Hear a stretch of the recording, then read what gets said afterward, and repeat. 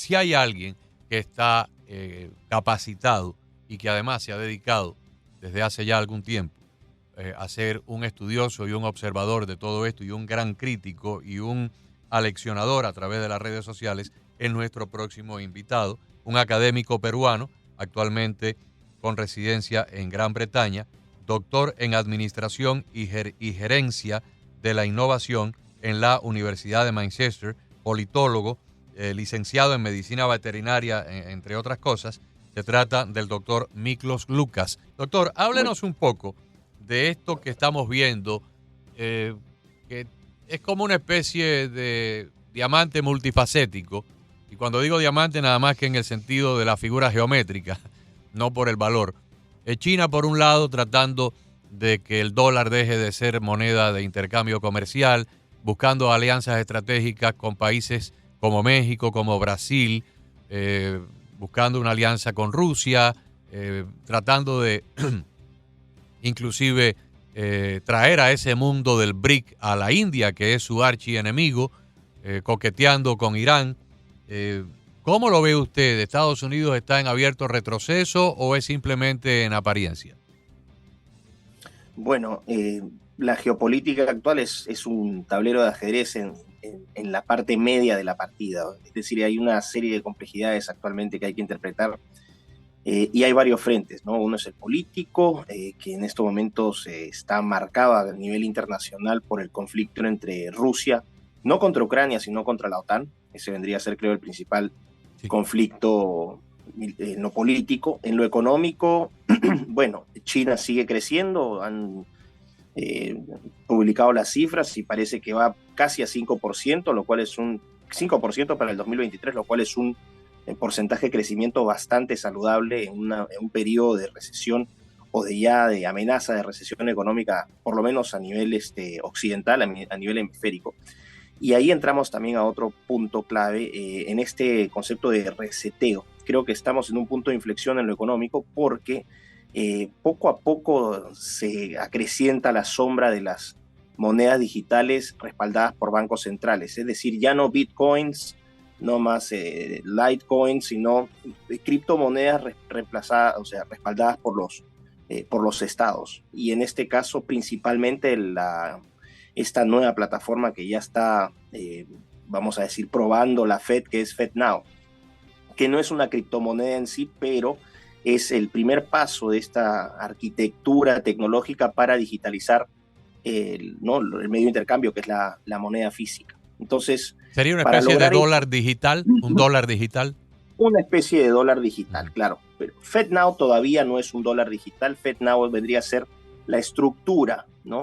Tecnológica que permitiría hacer transacciones después ya con monedas digitales respaldadas por bancos centrales, ¿no? Y eso obviamente demanda que el antiguo sistema de comercio internacional, que se fundaba, ¿no?, con la fuerza del dólar, el dólar como moneda de intercambio internacional, como estándar, que poco a poco también se ha ido viendo erosionada por el surgimiento del yuan o la valorización del yuan. Ya China ya tiene un yuan respaldado por el gobierno. Entonces, para eso requiere resetear esa economía y para eso es importante o es indispensable que el dólar pierda ese rol tan importante que ha tenido el dólar físico, que ha tenido durante estas últimas décadas. Entonces, no quiero sonar alarmista, pero vamos encaminados hacia una recesión, desde mi perspectiva, completamente artificial, fabricada, donde vamos a ver una tremenda caída del dólar. Eso es lo que yo estoy avisorando. Y eso va a implicar, obviamente, que todo el tema de las exportaciones se venga abajo, el sistema de exportaciones. Los países que comercian con los Estados Unidos poco a poco ha ido perdiendo su lugar como primer partner de comercio internacional con respecto, por ejemplo, a China. Vayamos a esta situación donde van a recibir menos ingresos y entramos en un efecto dominó donde todo el sistema internacional económico se viene abajo. Creo que eso es lo que más me preocupa, ¿no? Ya hemos visto las cifras económicas en países desarrollados en Europa, por ejemplo. Uno de los países que más va a crecer es Alemania, pero no se proyecta más de un 2%. El Reino Unido probablemente crezca menos de 1%, es decir, ni siquiera son crecimientos que se justifican con el aumento de la población, es decir, porque antes las economías crecían de acuerdo a cómo la gente iba ingresando al mercado laboral o al mercado productivo. Entonces veo, eso para mí es lo más grave, una tremenda recesión económica que va a golpear mucho, sobre todo a los países en vía de desarrollo. Creo que eso es lo más grave que estamos viendo. Y usted dice que es una recesión artificial. Ahora, la pregunta sería, si la recesión va a golpear a prácticamente el mundo entero, ¿es una recesión manipulada por los enemigos del dólar, en este caso los chinos y sus acólitos, o también hay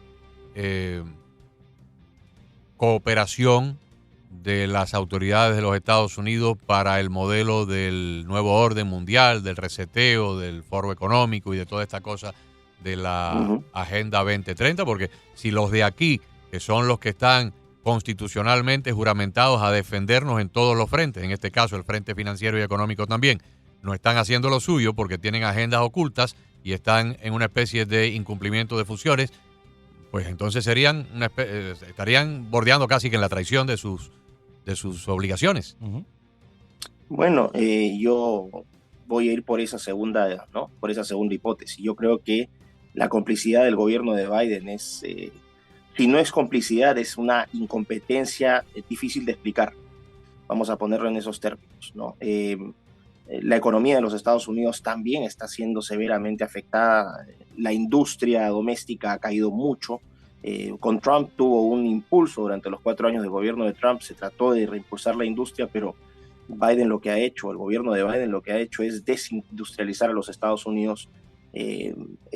Después de esta pandemia, ¿no? Que también se probó finalmente que aquellos que decíamos que había provenido de un laboratorio en China no estábamos equivocados, porque esto yo lo sostuve en marzo, incluso lo tengo en Twitter, ¿no? A inicios de marzo del 2020 dije, este virus fue creado en un laboratorio en Wuhan, o sea, no creado, pero modificado en un laboratorio de Wuhan. Se nos trató de conspiranoicos y finalmente el tiempo nos dio la razón, el FBI nos dio la razón, el Departamento de Estado de los Estados Unidos nos dio la razón.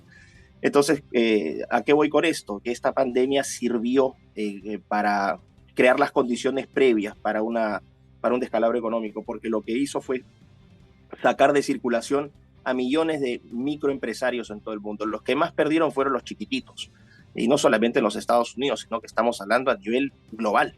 Las personas que tenían restaurantes o bodeguitas o peluquerías, pequeños negocios, vieron que sus negocios fueron completamente destruidos. ¿Y cuál fue la política de reactivación económica de los Estados Unidos? Dar bonos de asistencia, o sea, más subsidios, con la caja fiscal completamente en rojo. Estados Unidos es un país tremendamente endeudado.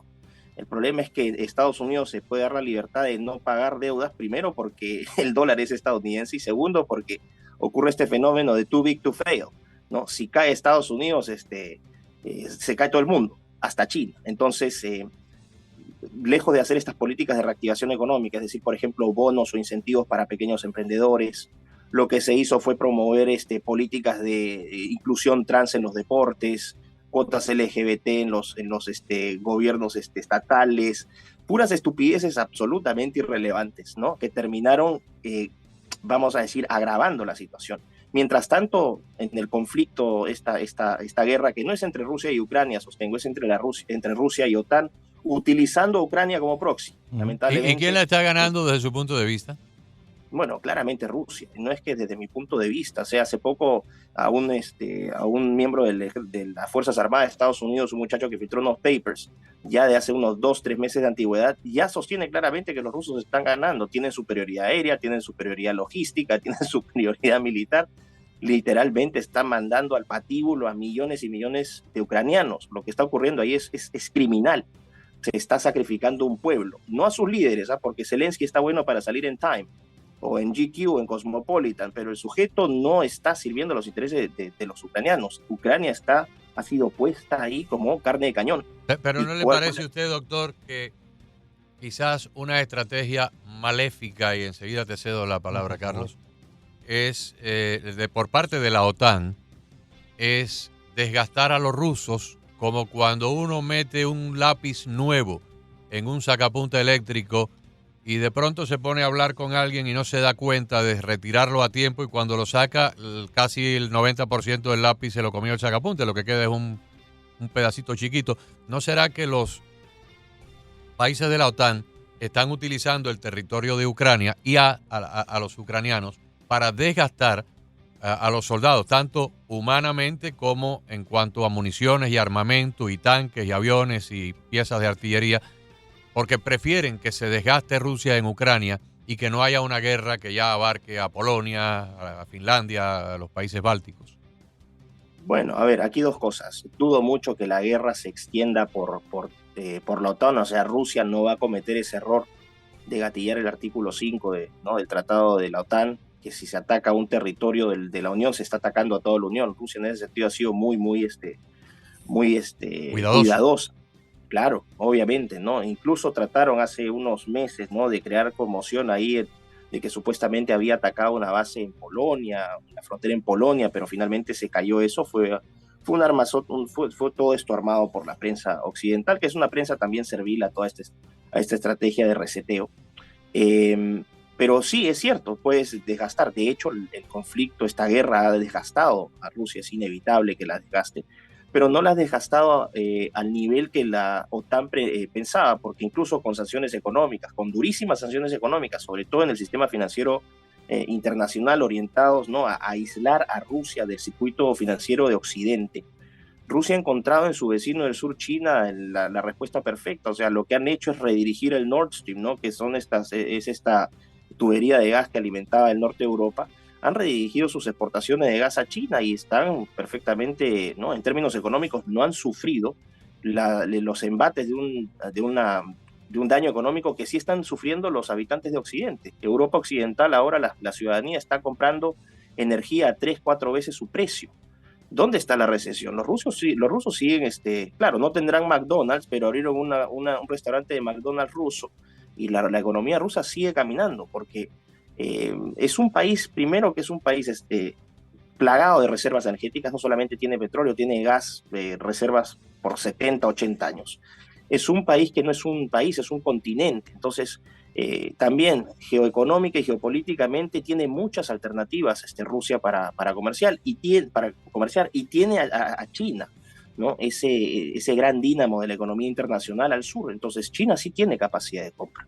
Entonces no ha habido ese daño. Y por último, vamos a pensar que aún habiendo un desgaste en lo económico, en lo militar, no olvidemos que Rusia es el país con mayor cantidad de ojivas nucleares en el mundo. Entonces, frente a una situación de desesperación, siempre va a existir esa, ¿no?, deterrent, no sé cómo se dice en español, esa manera de disuasión. Es una maniobra de intimidación, una prevención por intimidación.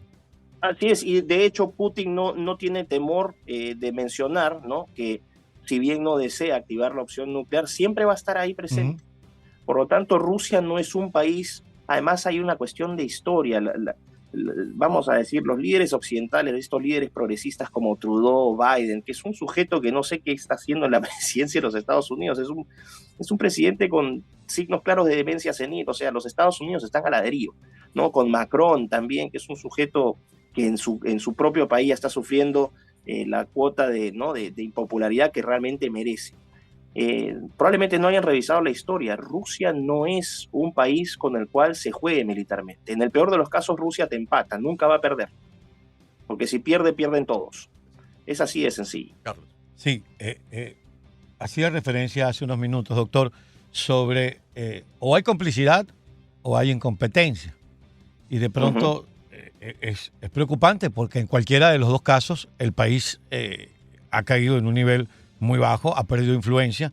Y le pregunto, ¿y si hay complicidad es más por razones ideológicas, por aquello del nuevo orden mundial, o eso también va acompañado con una pequeña cuota de corrupción? Bueno, las dos, claramente, ¿no? La corrupción, ahí me viene a la mente el nombre de Hunter Biden, por ejemplo, ¿no?, como para no decir si es que uno cree que están especulando. Sí, ciertamente lo que vemos es eso. A ver, cuando se habla, este concepto de nuevo orden mundial no es un concepto que se nos atribuye a los, entre comillas, conspiranoicos, que al final terminamos acertando en el 99.9% de todas nuestras predicciones, sino que es un concepto que incluso ha usado, que acuñó Henry Kissinger cuando fue ministro, ¿no? Cuando fue secretario de Estado de los Estados Unidos. Es un concepto que ha utilizado Barack Obama, es un concepto que se utiliza en las Naciones Unidas, o sea, no es un concepto nuevo. Y esto hace referencia a un nuevo orden internacional que en lo político ya no tienda a la bipolaridad, es decir, a esta pugna que existía durante la Guerra Fría entre los Estados Unidos y la Unión Soviética, sino a, entre comillas, y digo porque esto es una falsedad, a un mundo multipolar, es decir, donde todos los países tienen un stake de igualdad e inclusión y que todos vamos a ser felices en ese entorno. Eso es mentira. A pesar del severo daño económico que está sufriendo los Estados Unidos en estos momentos por la incompetencia, vamos a decir, para no entrar en problemas, por la incompetencia manifiesta de Biden. Estados Unidos sigue siendo la economía más grande del mundo, son, ¿cuánto? 19,3 trillones de dólares de PBI, China sigue en 15, o sea, China está todavía lejos de ser un Estados Unidos. Y de ahí los países que siguen, creo que es Japón con 4,8, es decir, una economía 3 veces más chica que la China. Y después ya estás bajando a economías como, no sé, Alemania, Francia, el Reino Unido, que tienen PBIs de 2,5, 2,8 trillones de dólares. O sea, los grandes jugadores siguen siendo Estados Unidos y China. O sea, en este mundo multipolar seguimos en una bipolaridad manifiesta que es entre los Estados Unidos y China. Europa, hace poco Macron tuvo unas declaraciones donde dijo que Europa debía, o la Unión Europea debía alejarse un poco de la dependencia de los Estados Unidos y buscar ser una especie de buffer o tampón entre ambos bloques, ¿no? Entre Estados Unidos y China, pero en la Unión Europea ya no representa ni siquiera el 15% del comercio internacional. O sea, la Unión Europea, la decadencia de la Unión Europea es manifiesta, y yo lo puedo decir porque yo vivo acá en Europa, viajo regularmente por los países y veo cómo debido a estas falsas políticas de inclusión y de igualdad como el multiculturalismo, ¿no? Porque ya no es una inmigración, ya es una invasión abiertamente, porque en la inmigración lo que tú buscas es que la gente que llegue, que legítimamente puede buscar nuevos destinos para buscar una mejor calidad de vida, se asimile al país, que la gente adopte sus costumbres, ¿no? Los que llegan adopten sus costumbres, hablen su idioma, se integren a la economía, se integren a las tradiciones de ese país, respeten la casa que los recibe. En estos momentos, por los volúmenes de migración que hay, sobre todo islámica, lo que tenemos es abiertamente una invasión. Acá en el Reino Unido, por ejemplo, hay partes de Londres y de las grandes ciudades del Reino Unido, Manchester, Birmingham, donde literalmente uno ya encuentra guetos musulmanes. En Francia es igual. En Francia, el porcentaje de musulmanes practicantes es 5,8%, creo, y el de católicos o cristianos es 4,6%. O sea, por primera vez en la historia tienes más musulmanes practicantes en Francia que católicos. Y en algunos países escandinavos, que son tal vez de los países europeos los más al norte, los menos idóneos para alguien que venga del Sahara o del centro africano, ya estos países están teniendo una serie de problemas donde a veces hay barrios donde la policía local no quiere entrar. Bueno, el caso, por ejemplo, no es Escandinavia, ahorita puedo tocar Escandinavia, pero por ejemplo en Bélgica, en Bruselas, Bruselas, que es la capital de Europa en realidad, hay un barrio que se llama Molenbeek, ¿no? Donde es abiertamente un espacio musulmán. Uno se va para allá y se va a encontrar probablemente en Rabat o en el Cairo, ya no es Bruselas. Un cuarto de la población de Bruselas es musulmán, un cuarto. Y en las zonas, en los países escandinavos, el caso de Suecia probablemente, que es el laboratorio del progresista más avanzado, en Suecia entre 15 y 18% de la población ya es extranjera. Pasaron de 5,8 a 9 millones de habitantes en un periodo de 20 años, producto de las migraciones. Y ahora ya, por ejemplo, hay abiertamente en Estocolmo, ¿no? Una ciudad que era preciosa, que ahora es terriblemente peligrosa. En Estocolmo hay más de 50 áreas que el gobierno sueco ha declarado como no-go zones, o sea, zonas a las cuales ni siquiera va el servicio postal o la policía, por lo violentos que son. Qué horror. Donde ya no se iza la bandera sueca. Doctor, volviendo a la arena geopolítica, a veces en ciertos ambientes de las calles, de esos barrios de bajo mundo que usted mencionaba ahora y que tenemos en todas nuestras ciudades, incluyendo Miami, a veces hay que tener una apariencia de vigor, de fortaleza, para intimidar a los delincuentes. Yo tenía un amigo que era dueño de una discoteca en los años 70 y 80 y contrató a un joven, tenía como 7 pies de estatura, 400 libras de peso, y me decía, este es el hombre que no trabaja aquí nada. Yo le pago para que no haga nada. Digo, ¿y para qué? Dice, simplemente porque intimida su presencia. Este es un sitio donde no hay peleas entre los clientes, y era un bar, discoteca y bar, porque aquel hombre intimidaba. Todo el mundo le tenía miedo de tener una bronca delante de aquel, era un escaparate humano. Los presidentes americanos siempre han mostrado ante el mundo una imagen de fortaleza, de vigor. Y voy a mencionar nombres de ambos partidos para que no me digan que estoy hablando de Trump.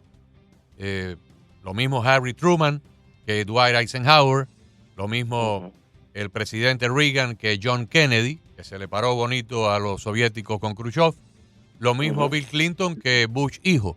Y cuando Saddam invadió Kuwait, Bush padre pues formó una gran coalición y lo sacó de allí a caja destemplada.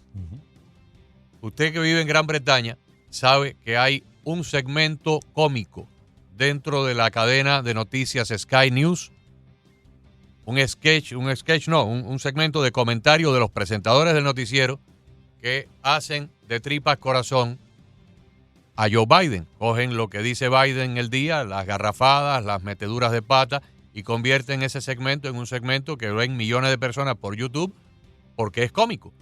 Desde el punto de vista de alguien que vive, que es latinoamericano, usted es de origen peruano para nuestros oyentes que no lo saben, pero vive desde hace muchos años en Gran Bretaña, enseña en universidades británicas y viaja por el mundo entero. La imagen de Biden, la presidencia de Biden, las ocurrencias de Biden, las cosas que dijo ahora en el viaje a Irlanda y las meteduras de pata, ¿cómo son percibidas? ¿Y cree usted que los Estados Unidos ha perdido respeto a nivel mundial, por ejemplo, en comparación con la figura de Donald Trump, que fue el más reciente antecesor que ocupó la Casa Blanca? Bueno, a ver, esto no es una apreciación, sino que es un hecho lo que voy a decir. El presidente de Estados Unidos no solamente es el representante político más importante de su país, tampoco es solamente el líder del mundo libre, ¿no? Como siempre se le ha dicho a los presidentes de Estados Unidos en anterioridad de manera correcta, sino que el presidente de los Estados Unidos, y esto es muy importante que la gente lo sepa, los presidentes de nuestros países personifican nuestras naciones. Es decir, Joe Biden es Estados Unidos. Ese es su cargo, también es su función. Él encarna a los Estados Unidos en el cargo político que él ejerce. Y obviamente, ¿qué es lo que ve la gente? Ve un hombre que tiene un comportamiento errático, por decirlo menos. Es un hombre que claramente no está en sus cabales. Es un hombre que está en el nadir de su vida, es decir, físicamente desgastado, intelectualmente limitado, se le olvidan las cosas, balbucea cuando lo entrevistan. Pero ¿qué clase de imagen? ¿Esos son los Estados Unidos? Lamentablemente, en el estado actual de las cosas, uno ve en la política interna de los Estados Unidos y uno ve lo que antes no veía, que es la desunión de los estados. O sea, cuando se habla del State of the Union, el Estado de la Unión es una completa desunión. Hay bloques. En los Estados Unidos tú vas a tener 2 bloques claros. Tienes los bloques de la costa y al medio el sándwich, ¿no? Contando algunas excepciones. Pero los estados costeros, vamos a decir, la costa del Pacífico, California, Oregon, Washington State, destruidos por política progresista, ¿no? El caso de California es patético. O sea, California es un estado ya fallido. Uno va a las calles de San Diego, de Los Ángeles, de San Francisco, y lo que encuentra son homeless por todas partes, prostitutas, delincuencia, drogadictos. Lo mismo es, exacto, uno se va a la costa este de los Estados Unidos, especialmente a la noreste. No sé si tanto es Massachusetts, pero Nueva York es un caso. Y Nueva York, estamos hablando del segundo estado más importante en términos electorales del país, totalmente colapsado. O sea, Manhattan, ¿qué es Manhattan? Antes era el centro financiero del mundo, ahora uno pasea por Nueva York y también ve todas estas, no, ve una civilización colapsada. Entonces, hay una división enorme en lo que está ocurriendo en los Estados Unidos. Por otra parte, vas a tener la respuesta de estados como Florida, ¿no? Con DeSantis, que está, creo, en mi opinión, está haciendo un gran trabajo. en Texas con Abbott, en Tennessee. Tennessee también es un estado que se ha plantado firme contra esta agenda arcoíris progresista. Y tiene los estados más tradicionales y quizás menos conocidos, Montana, North Dakota, South Dakota, esos a los cuales los americanos van a visitar probablemente una vez en su vida, pero que también mantienen esa posición conservadora, porque los Estados Unidos, si bien era un país, o fue un país que promovía la libertad económica, en lo esencial era profundamente conservador, es un país profundamente religioso, ¿no? Y de múltiples denominaciones, es decir, no solamente tenías católicos, tenías dentro del cristianismo evangélico diferentes variaciones, tenías musulmanes, tenías judíos, todos conviviendo en armonía. Ahora lo que tienes es un país que colapsado en lo moral, porque la religión ha sido devastada, o sea, todo aquello que implique una dimensión religiosa ha sido casi proscrito en las redes sociales, ¿no? Tú puedes burlarte de la iglesia, pero si te burlas de un trans o de un homosexual, estás cometiendo un crimen casi capital. Ese es el estado de las cosas en los Estados Unidos. Entonces, la crisis, y creo que esto es lo más importante, la crisis de Estados Unidos, esta crisis real que está viviendo el país, que por primera vez en su historia pierde la brújula, porque hasta los propios ciudadanos estadounidenses están confundidos, no saben a dónde va su país, tienen miedo, ven el colapso, ven Black Lives Matter, esta gente de Black Lives Matter, que es un movimiento terrorista, porque hay que decir las cosas como son, haciendo y deshaciendo lo que se les da la gana, los campus en las universidades completamente tomados por alumnos woke, que les exigen a sus profesores y que les dicen a sus profesores cómo les tienen que enseñar, la crisis de los high schools, ¿no? En los Estados Unidos, la violencia desatada, el racismo inverso. Ahora uno está viendo videos donde ya no son blancos pegándole a negros, sino son negros pegándole a blancos. Y sí. O sea, ¿cómo compensas tú esta situación? La crisis de Estados Unidos es una crisis moral. Ese es el problema de los Estados Unidos. Es un país que está a la deriva porque el presidente que los encabeza es un sujeto en franca decadencia, y esto es una apreciación objetiva, es un sujeto en franca decadencia, es un sujeto que no está en sus cabales y que también tiene, desde mi perspectiva, y esto tendría que investigarse y estoy seguro que se sacarían muchos conejos de ese sombrero, una cantidad de entrucados y cosas que tiene que aclarar con la justicia. Desde, por ejemplo, los negocios, ¿no? Con su hijo en Ucrania, algún tipo de donaciones que haya recibido también de los rusos en algún momento, o sea, también la conexión con Epstein, ¿no? Que Freddy Epstein, que no se ha dicho absolutamente nada, pero por ejemplo, y aquí voy a hablar en términos condicionales para no, porque no puedo afirmar nada, no puedo decir esto es así, pero los comportamientos de Biden, que son públicos, que están grabados, ¿no? Con niños, a mí me sugerirían un comportamiento poco decoroso con los infantes también. Hay una serie de videos que circulan en YouTube y no son uno o dos, sino que son decenas, de cómo se acercaba a los niños, cómo les daba besos, cómo los tocaba. No sé, a mí, como dicen en el Reino Unido, ¿no? Todos esos tratos me parecen, por decirlo menos, fishy. Y sin embargo, la gran prensa, inclusive el Partido Republicano, que son los oponentes, donde se están concentrando más que nada son en los nexos con China y el dinero porque ahí sí hay una larga evidencia sustantiva, documentos bancarios. Sí. Hay una investigación ahora con documentos de 4 bancos, 3 de ellos sumamente importantes. No reportarlos ante el IRS. Exactamente, Carlos. Sí, no, yo estaba relacionando con lo que nos decía ayer un invitado, justamente eso de que Estados Unidos está prácticamente partido en dos toletes. Una parte que se denomina progresista, etcétera, y conservadora, y usted ha mencionado los estados, no vale la pena repetirlo, pero le pregunto, ayer nos decían que incluso corremos el riesgo de una división absoluta, incluso llegaron a calificar Texas como que tiene toda la potencia para convertirse en una nación aparte, en un país aparte. Me gustaría su lectura. ¿Esta división es recuperable a partir de las elecciones del próximo año o estamos realmente en un peligro de dividir a la nación, ya no solamente ideológicamente y en el comportamiento moral, sino también desde el punto de vista político-geográfico? Bueno, me da pena decirlo, pero creo que sí es un riesgo real, porque lo que tienes es la confrontación ni siquiera de dos, lo que tienes es la confrontación de dos modelos de vida y dos proyectos de futuro completamente distintos. Por un lado, el proyecto arcoíris, que es de los estados progresistas, ¿no?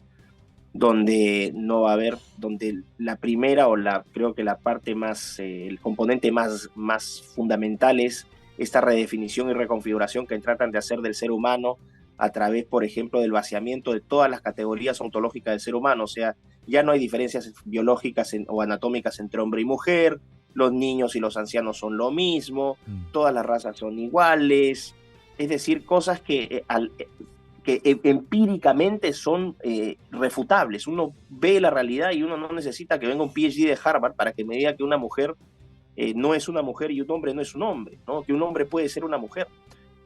Tienes esa visión, tienes una visión progresista donde se busca poco a poco ir cediendo autonomía del ser humano hacia la tecnología, ¿no? Cuando se habla de estos sistemas automatizados, estos sistemas económicos y políticos digitalizados y automatizados. Y por otro lado tienes, ¿no? Y obviamente romper con los preceptos morales del pasado, romper abiertamente con el cristianismo. Y por otro lado tienes estados como Texas, ¿no? Con una población mayoritariamente conservadora, como los que mencionaba, ¿no? Donde se mantiene esa visión del hombre con su dualismo, su dimorfismo sexual, es decir, hombre y mujer, donde hay separación entre ancianos, adultos y niños, cada uno con sus deberes y con sus derechos. Cuando tienes una visión de la economía que sí, que puede incorporarla a la tecnología, pero que no nos vuelva dependientes a ella.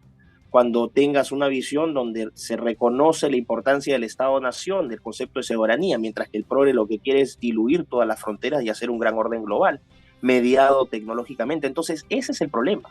De fondo lo que tiene son dos visiones opuestas del futuro, y donde uno tratas de enraizarte en la moral judeocristiana que nos ha dado la identidad, nos ha dado la guía por los últimos, los últimos 2000, 3000 años, y por otro lado, esta nueva moral progresista que te demanda deshacerte de la moral judeocristiana. Entonces, frente a una situación así, ya incluso trasciende la voluntad de los líderes políticos, en este caso de los gobernadores estatales, sino que es la propia gente la que está mostrando esa inconformidad. Y los políticos, por ejemplo, DeSantis en Florida o Abbott en Texas, están sintiendo eso. Aún si quisieran o tuvieran en mente otro tipo de acciones, es muy difícil para ellos porque la población es la que les está exigiendo actuar de esta manera. Entonces, sí creo que es posible que haya una secesión. No lo desearía bajo ningún punto de vista. Creo que Estados Unidos, la grandeza de Estados Unidos, ¿no? Radica porque precisamente en ese lema, ¿no? El pluribus unum, de muchos uno. Si empiezas a deshacer los Estados Unidos deja de ser el país que es. Ahora, ¿Texas podría sobrevivir sola? Claro, Texas tiene un PBI que no sé, debe estar entre los 15 mayores del mundo. No tengo la cifra exacta, pero Texas puede ser un país perfectamente. Florida puede ser un país perfectamente. Creo que tiene el cuarto PBI estatal, ¿no? más grande de los Estados Unidos. Entonces, son estados que pueden vivir por su cuenta. Pero, obviamente, si tú le vas cortando miembros al cuerpo completo, finalmente lo vas a terminar debilitando. Yo creo que no me parece que vayamos a llegar a un punto de una secesión como la que se originó en los Estados Unidos, que terminó luego en la guerra civil para mantener la cohesión de la Unión. Pero de facto sí va a haber una especie de secesión. O sea, Texas continuará con sus 2 senadores en el Congreso Federal, Florida con los 2 suyos, y Nueva York y California con los 2. Y tendremos, por supuesto, una contribución tributaria a lo que es el erario nacional. Pero de facto, las leyes de Texas, las leyes de Florida, de Tennessee, de Georgia, de Mississippi, de Alabama, van a ser leyes completamente disímiles a las leyes de un Oregón, de un Washington State, de Illinois o de California. Entonces, en un sitio tú podrás portar un arma de fuego por fuera del cinturón, y en el otro sitio, para lograr el permiso del arma de fuego, vas a tener que sacarte los números de la lotería. En un área vas a tener una excelente fuerza policial protegiéndote en todo momento, que cada vez que hay una situación tú llamas y a los 2 o 3 minutos tienes. Y en el otro sitio no va a haber policía porque estos liberales le han quitado los fondos a la policía, y ya los pocos policías que quedaban ahí se están mudando a otras regiones del país porque se sienten que no merece la pena sacrificar su vida y arriesgar su familia cuando las propias autoridades civiles no te respaldan. Entonces, ¿para qué voy a ser policía en Los Ángeles si puedo ser policía en en Orlando o en Tallahassee o en Austin, Texas. O sea, de facto vamos a tener dentro de un mismo continente 25, 30, 35 estados con los conservadores que cada vez se van a nutrir más de votantes conservadores que huyen de los estados liberales y unos 15 o 20 estados liberales cada vez más pobres porque pierden su base tributaria con esta migración interna donde, bueno, llegará un momento la gente no podrá vivir por toda esta basura, todas estas drogas y los campamentos de los desamparados frente a un negocio que no puede abrir sus puertas porque la acera está llena de excremento. Eso es lo que está pasando en los Estados Unidos. Quizá no veamos una secesión ya jurídica o política, pero sí de facto está ocurriendo, doctor. Bueno, claro, pero es que a la larga concuerdo plenamente con lo que has sostenido, pero en el largo plazo sí te genera esa separación de facto puede terminar materializándose, porque ahí tienes un contrapunto, por ejemplo, entre la autoridad de los gobiernos estatales versus la autoridad del gobierno en Washington, D.C. Entonces lo que tendrías es cada vez un gobierno federal mucho más debilitado. Mucho más debilitado, correcto. Claro, y eso a la larga termina generando consecuencias. Ahora, por ejemplo, el fenómeno migratorio doméstico en los Estados Unidos es increíble, o sea, las cifras no mienten. La gente está escapando de estos infiernos progresistas que han creado y están migrando hacia estados conservadores. La migración desde más de California, medio millón de personas han venido para la Florida durante la presidencia de Biden. Exacto. De otras partes del país. No estamos hablando de los migrantes que han entrado por las fronteras, estamos hablando de personas que vivían como migración cualquiera de interna. Nosotros en otro lugar. Se les hizo ya agobiante vivir ahí, vendieron sus propiedades y se trasladaron para acá. Y lo curioso del caso, porque cuando este fenómeno ocurrió, muchos de nosotros nos preguntábamos si estas personas vendrían de California, de Illinois, de Maryland, de Nueva York, siendo liberales y traerían su liberalismo para acá a cambiar la correlación de fuerzas políticas de la Florida. No es el caso. Las estadísticas emanadas de la propia Junta Electoral de la Florida indican que el 80% de los nuevos residentes que han venido de otros estados se han inscrito en el Partido Republicano. Claro, y ese fenómeno también lo vas a encontrar no solamente en estados grandes como Florida o Texas, también lo vas a encontrar la migración, por ejemplo, de Washington State a Montana, por ejemplo, también, ¿no? La migración hacia Las Vegas. Tennessee, que no es un estado que hasta hace 5 años, Tennessee era un estado pequeñito. Insignificante. Y ahora Tennessee se está convirtiendo en un hotspot mediático en los Estados Unidos, pero de medios de prensa conservadores. Ahí ha encontrado base la Daily Wire, por ejemplo, que es un medio súper importante, que está teniendo un gran impacto. Y las leyes, ¿no? En Dakota del Sur, por ejemplo, esta gobernadora republicana. Kristi Noem. ¿No? Exactamente, también, es decir, hasta en los estados más pequeñitos tú vas a encontrar esta recepción de gente que ya está hastiada de este progresismo criminal, que no es un fenómeno solamente en los Estados Unidos, sino que también se exporta, no solamente a Europa, sino también, por ejemplo, en Hispanoamérica. Desde el Río Grande hacia Patagonia también está ocurriendo exactamente lo mismo, la estandarización de estas políticas criminales desde mi perspectiva, ¿no? Porque para mí hormonizar a un niño de 8 o 10 años es un acto criminal, no tiene otra connotación. Para mí, anular reproductivamente a adolescentes con cirugías de reasignación de género me parece un delito. Son crímenes para mí de lesa humanidad y que hoy se estén validando como ciertos. Bueno, en general el estado del mundo está bastante complicado. Estamos viviendo tiempos muy complicados, pero yo siempre trato de sacarle el lado positivo a todo. Creo que es un periodo en la historia que más adelante será estudiado con fascinación, ¿no? Este intento del ser humano por destrozarse. ¿Lo cataloga irreversible, doctor? Nada es irreversible, pero sí va a haber un daño enorme. Es decir, ni siquiera las desgracias de la Segunda Guerra Mundial no fueron irreversibles, pero el mundo se partió en varios pedazos y tomó tiempo recomponerlo, y lo que se recompuso no todo fue igual. Claro. Pero confío siempre en ¿no? El ser humano es un ser imperfecto, limitado, es un ser predatorio, vengativo, pero también tenemos tenemos una magia, también tenemos cosas positivas, somos creativos, podemos ser nobles, podemos ser solidarios. Y confío que en este momento de hartazgo, donde se exacerba lo grotesco, lo cruel, donde se exacerba la desigualdad, ¿no?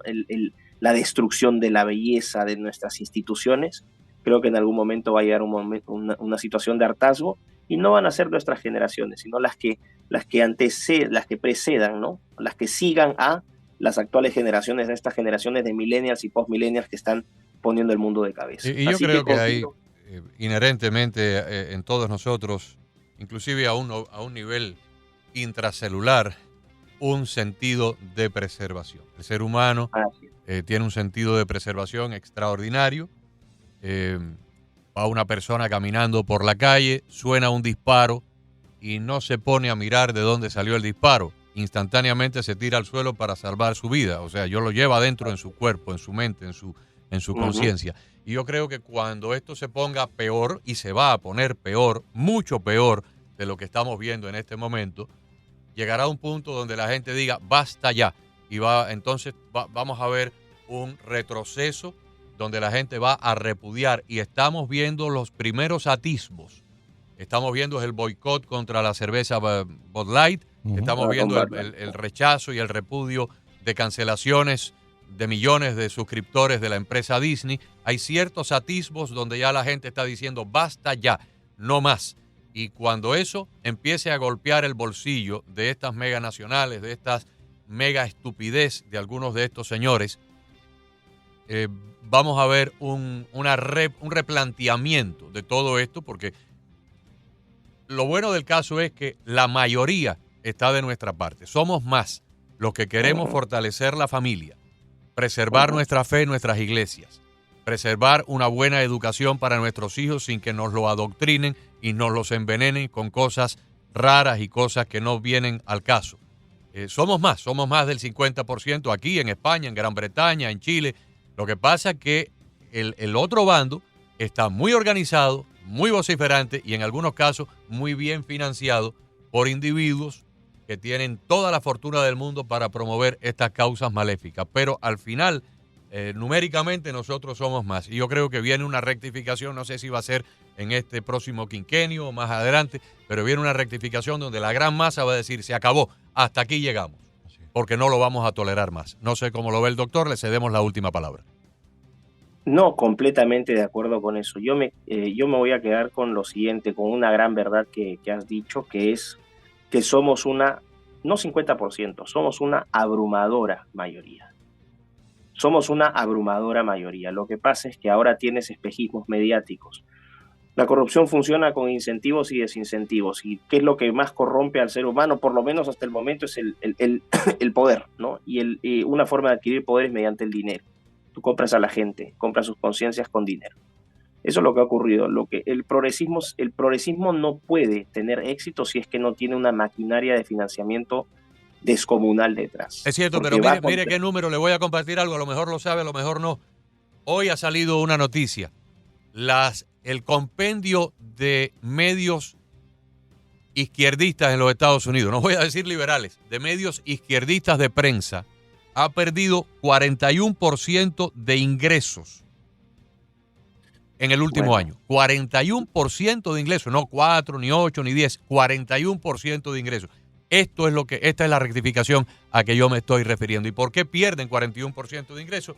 Porque no es que los anunciantes no se estén anunciando porque están en desacuerdo con esas políticas estúpidas. No, es que los televidentes, los radioescuchas y los lectores de esos medios se han ido a otros lugares. El anunciante va donde hay audiencia, donde hay rating. La CNN tiene hoy la 10ª parte de los televidentes que tenía hace 20 años atrás. Y por ende, cuando van a Wall Street, cuando van a Madison Avenue, cuando van con sus números de teleaudiencia a buscar dólares de publicidad, no les dan los dólares porque no tienen con qué respaldar esos programas. Los están viendo una ínfima parte de los que los veían. ¿Y dónde están migrando esas personas? Porque no se están mudando para Sebastopol.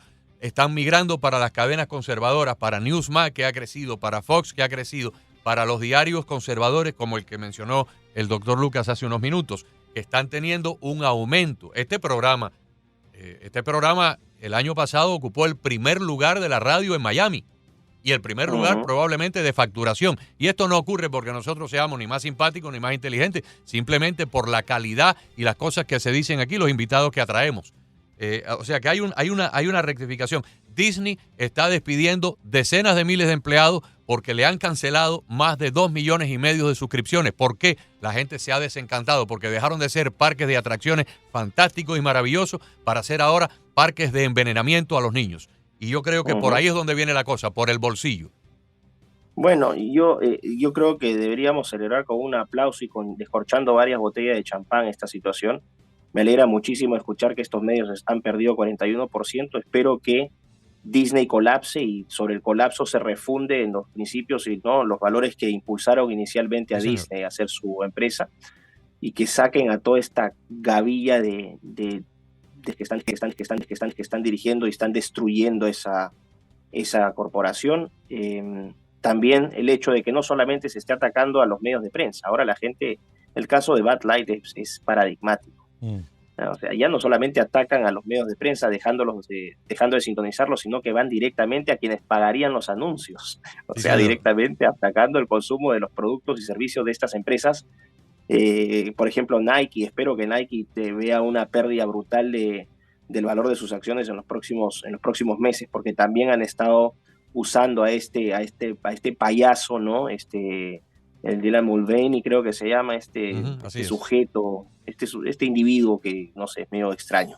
Doctor, se nos termina el tiempo, le agradecemos muchísimo, mucho éxito en cualquier empeño que tenga y esperamos pronto volverlo a tener en nuestro programa. Un honor. Muchísimas gracias y un fuerte abrazo para los dos. Cuídense. Gracias, doctor.